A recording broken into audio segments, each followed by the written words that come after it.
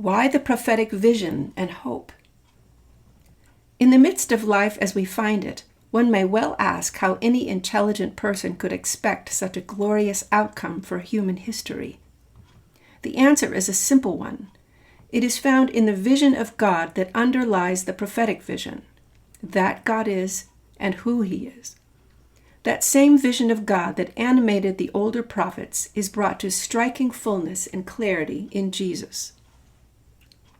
The God in question, as we have seen, is an interlocking community of magnificent persons, completely self-sufficing and with no meaningful limits on goodness and power.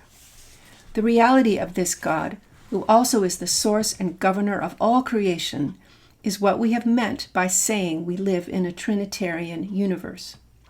This is the universe of the kingdom among us. To share the prophetic vision, then, it is not enough to sorta believe in a sorta God. But with the great God of Jesus squarely in the picture, everything else takes on a different nature and appears in a different light. Human history is then no longer a human affair. It is someone else's project. Similarly, for the individual human life, we are not puppets either on the ground or the individual level, but what is really going on is not, after all, what we are doing. The prophetic word, once again, is that a man's way is not in him, nor is it in a man who walks to direct his steps. Jeremiah 10:23. Similarly for nations and epochs, Isaiah 40:12-26. Instead of being the main show, we are of significance only as a part, a very important part, of an immense struggle between immense forces of good and evil. The physical universe also, vast and dark from the merely human point of view, of dreadful dimensions and terrifying powers, is then recognized as God's place. We rightly regard nuclear power as dangerous, and therefore many are shocked to learn that we actually live in a huge nuclear reactor. In its basic nature, our solar system is a nuclear reactor, as is the physical universe beyond it. But in our Trinitarian universe, nuclear power turns out to be simply one more provision in my Father's house, as Jesus called it, in which there are many places to live. It is easy to lose this vision in today's climate of thought. We have already commented on this a number of times. The superficial view that dominates our culture holds reality to be limited to what can be discovered by scientific observation and explanation. Scientists do indeed tell us that all familiar physical things and events are determined by what goes on at the level of subparticle physics, quarks, and the like. Some onlookers too quickly assume that nothing more is to be said. But there is nothing about subparticle matter that indicates it is the final level of reality, dependent only on itself, as God has been traditionally assumed to be. And a thoughtful examination of it shows, I believe, that it is not. There is also a widespread impression that the laws of natural science make everything intelligible, or would, if we could only get the right laws. But the laws of science make nothing intelligible by themselves, and for clear reasons. There must be certain initial conditions before the laws of science can explain anything. In their explaining, those laws have to have something from which to start, and they obviously do not explain the existence or nature of those very conditions that must be in place before they can explain anything. Science, then, may explain many interesting and important things, but it does not explain existence, nor does it explain why the laws of science are the laws of nature, and it does not explain science itself. But we have reason to believe we live in a Trinitarian universe, a universe where the reality from which all other realities derive is a society of divine persons.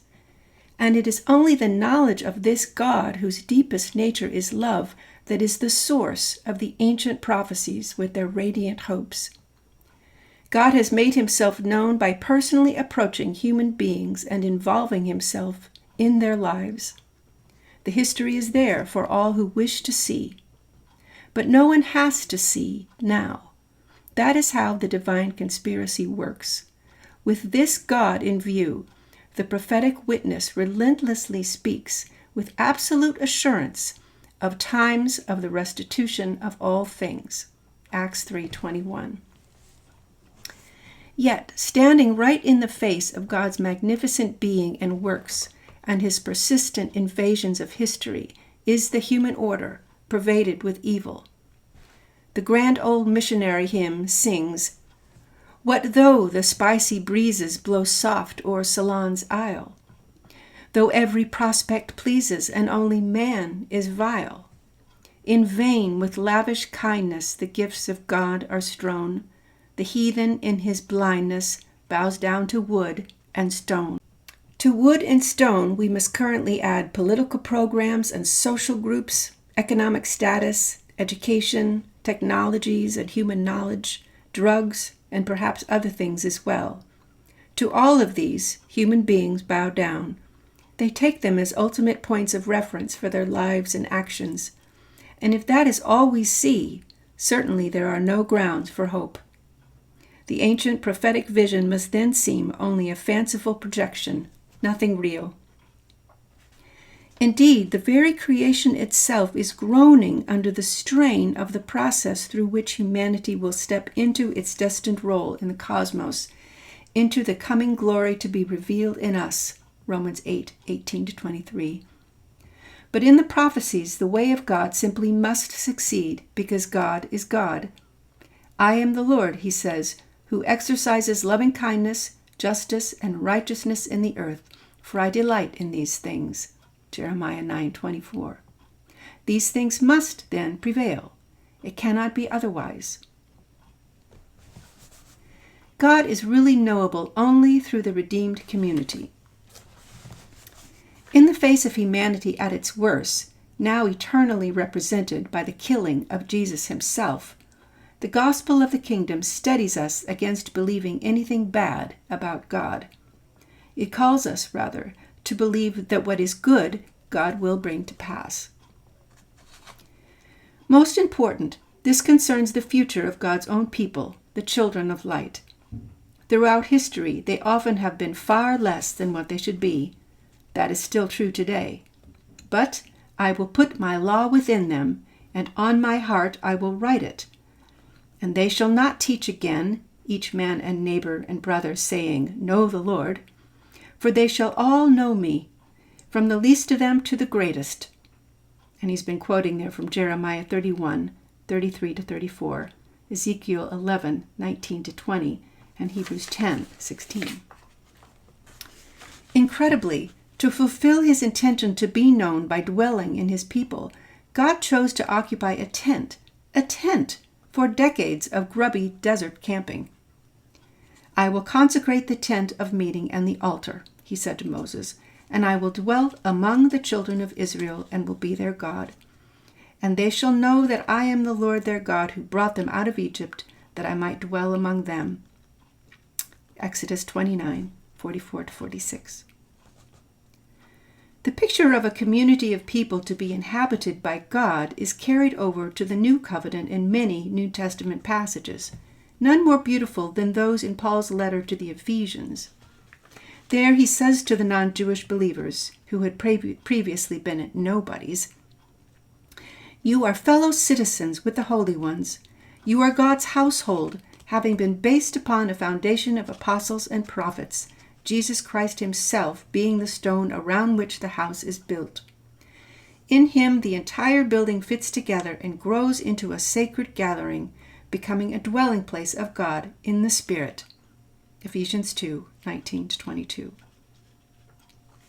The purpose of God with human history is nothing less than to bring out of it, small and insignificant as it seems from the biological and naturalistic point of view, an eternal community of those who were once thought to be just ordinary human beings.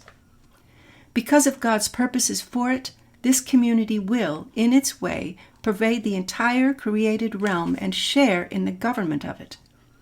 God's pre-creation intention to have that community as a special dwelling place or home will be realized. He will be its prime sustainer and most glorious inhabitant. But why? What is the point of it?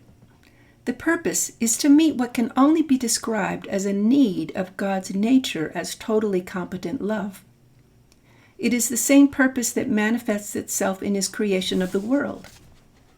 Only in the light of such a creation and such a redeemed community is it possible for God to be known in his deepest nature. They make it possible for God to be known. And love unknown is love unfulfilled. Moreover, the welfare of every conscious being in existence depends on their possession of this knowledge of God. Therefore, after long ages of preparation, redemption came among us in the form of his Son, so that through all the eons to come, the illimitable stores of his grace would be clear to all in his kindness toward us in Christ. Ephesians 2:7. This plan had long remained a mystery to human beings and even to the people of the Old Covenant. They were drawn into the divine conspiracy that they themselves did not understand. Mystery means, in the language of the New Testament, something that had long remained hidden but then came to be known for the first time. The mystery of this kindness had been hidden for ages in God who created all things. Ephesians 3:9. But it is gently brought to light through the gospel, so that the multifaceted wisdom of God can, through the history and destiny of the redeemed people, become obvious to those who, under him, are responsible in various capacities throughout the universe. Ephesians 3:10. The human significance of God's future for us. A human life or a human world is one that holds together in terms of the future. It essentially involves meaning. Meaning is not a luxury for us. It is a kind of spiritual oxygen, we might say, that enables our souls to live. It is going beyond, a transcendence of whatever state we are in toward that which completes it. The meaning of present events in human life is largely a matter of what comes later. Thus, anything that has no future is meaningless in the human order. That is why we try to avoid it as much as possible. It stifles us. This life structure is mirrored in language where meaning and meaningfulness most clearly display themselves. Thus, if we hear only the word water or see it written down somewhere, we do not know whether it is a verb or a noun. Hence, we cannot know what it refers to or what it is about. If the remainder of the sentence is given, however, it may be either one, as in, water my plants while I'm away, where it is a verb, or water is essential to life on this planet, where it is a noun. Events in a human life are like that, and so is a human life as a whole, as well as human life itself. They resemble the opening words in an unfinished sentence, paragraph, chapter, or book. In a sense, we can identify them and grasp them, but we cannot know what they mean and really are until we know what comes later. Thus, we are always seeking the meaning of events we live through and of our lives themselves. We wonder about the meaning of historical events and personages, or even of human history itself. And it is always true that meaning is found, when it is found, in some larger context. From Jesus, we learn of the ultimate context, God and his kingdom. In the future phases of that kingdom lies the meaning of our lives and indeed of the history of the earth of which we are a part. Jesus insisted, as we have seen, upon the present reality of the kingdom of the heavens and made that the basis of his gospel. But he also recognized that there was a future fullness to the kingdom, as well as an everlasting enjoyment of life in God far transcending the earth and life on it. We are greatly strengthened for life in the kingdom now by an understanding of what our future holds, and especially of how that future relates to our present experience. For only then do we really understand what our current life is, and are we able to make choices that agree with reality. But it is not only Christians who have understood the importance of our eternal future.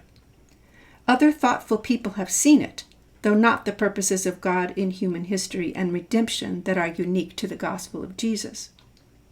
Insight into the very nature of the human self has led them to it. For example, Plato's account of the last hours of Socrates has him saying, "If the soul is immortal, it demands our care not only for that part of time which we call life, but for all time. And indeed, it would seem now that it would be extremely dangerous to neglect it. If death were a release from everything, it would be a boon for the wicked. But since the soul is clearly immortal, it can have no escape or security from evil except by becoming as good and wise as it possibly can. For it takes nothing with it to the next world except its education and training, and these, we are told, are of supreme importance in helping or harming the newly dead at the very beginning of his journey there." But unfortunately, one of the least sensible and useful parts of current presentations of the Christian gospel is precisely where it concerns the future of individual and corporate humanity in God's world. There are numerous reasons for this, not least the confused and unhelpful pictures of heaven and hell that have come down to us, as well as the presumably scientific picture of man that brands the very idea of continued existence beyond the body as whimsical nonsense. In bringing this book on the divine conspiracy to a close, we must try to cast some light on what our future life in the kingdom will be like, and to undermine some of the major hindrances to hearty confidence that the teachings of Jesus and his followers about our future really are true.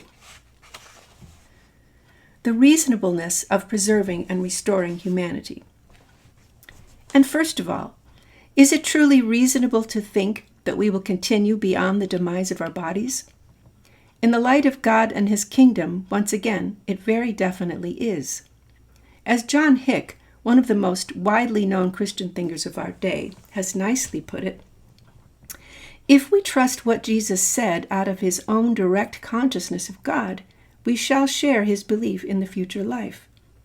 This belief is supported by the reasoning that a God of infinite love would not create finite persons and then drop them out of existence when the potentialities of their nature, including their awareness of himself, have only just begun to be realized. In other words, given the reality of God's world, it would actually be unreasonable to think we would simply drop out of existence. We must be sure to add, however, that our continued existence is not primarily for our benefit, but God's. It is not just that because we would like to continue to be, that he decides to continue to put up with us. Rather, he has made a great, often terrifying investment in individual human beings as well as in corporate humanity. Needless to say, it is something he regards as well worth the effort, and he is not about to lose the result by permitting human beings to cease to exist. He shall see the travail of his soul, the ancient prophecy says, and be satisfied. Isaiah 53, 10-11. We exist and will continue to exist then because it pleases God. He sees that it is good. This is how the 23rd Psalm is to be understood. Though I walk in the valley of the shadow of death, death looming over me, I fear no evil. How really can this be? It is not just a frightened person whistling in the dark. It is experience-based knowledge of the reality of God's rod, protection, and staff, correction, that comfort me. His goodness and mercy dog my steps through the days of my life, and I shall reside in his house forever. How does the psalmist know this? Because he knows God. He knows him in regular interactions in the real world. Those interactions show who God is and what God, therefore, will certainly do. That is what the 23rd Psalm says. And the possibility. Thus, the existence of the God of Jesus simply dissolves any problem about whether survival is to be expected. Moreover, his own being proves that personal existence is not as such dependent upon matter. Instead, matter depends on him. He did quite well without a physical universe before he created it. He undoubtedly has the very highest quality of consciousness, and all this without a brain. God, many are now shocked to realize, does not have a brain, and he never misses it. This is something one must never forget. Body and brain come from him, not the other way around. And in him our own personal being will be as secure without body and brain as it is now with body and brain. In fact, much more so. Those who do not believe this, or for various reasons reject it, often speak as if believing in a future for human beings beyond the demise of their current body were a matter of emotional needs, really of moral deficiencies. What is meant is that people who do not believe in survival are brave, while others are cowards. But if you approach this issue with an open mind and on a case-by-case basis, you will discover that bravery and cowardice are about equally distributed among those who do and those who do not believe in survival. Those who do not believe in an afterlife are not noticeably braver than those who do. But in any case, this is a thoughtless and childish way of approaching things. It reminds me of a lady I know who refused to talk about life beyond death with her children because, she said, she didn't want them to be disappointed if it turned out not to be there. Well now, if there is no afterlife, they certainly won't be disappointed. If there is, they may find themselves badly prepared. The only way they could be disappointed is if they do continue to exist.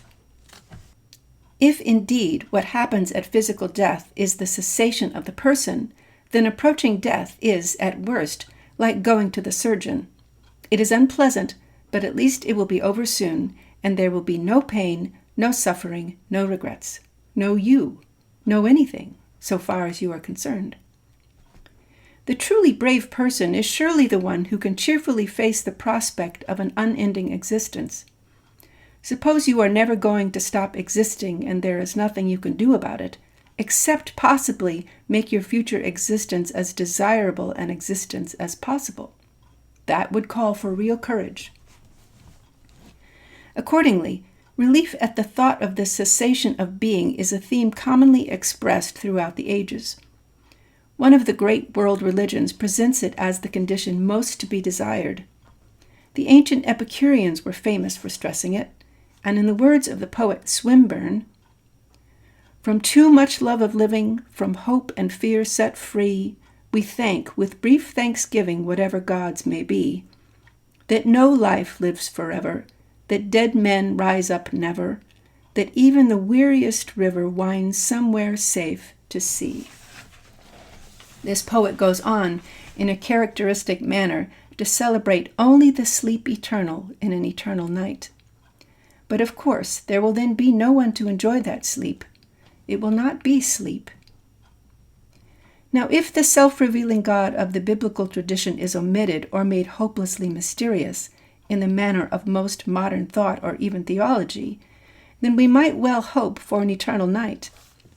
Then we would not only have no regrets when we are gone, but shortly thereafter no one will have any regrets, for there will soon be no one.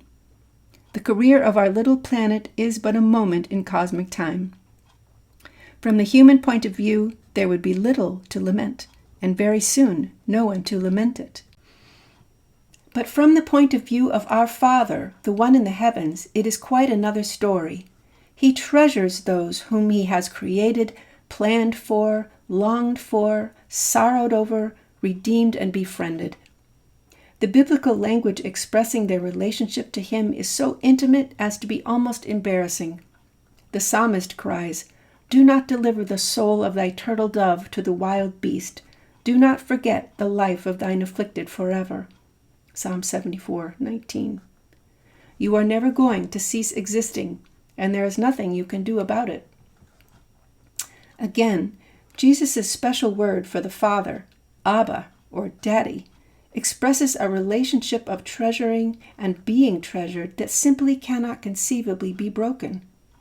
The God of Jesus will obviously preserve the human personality within the eternality of his own life. Once you think it through, anything else is simply inconceivable. Not because of us, once again, but because of God.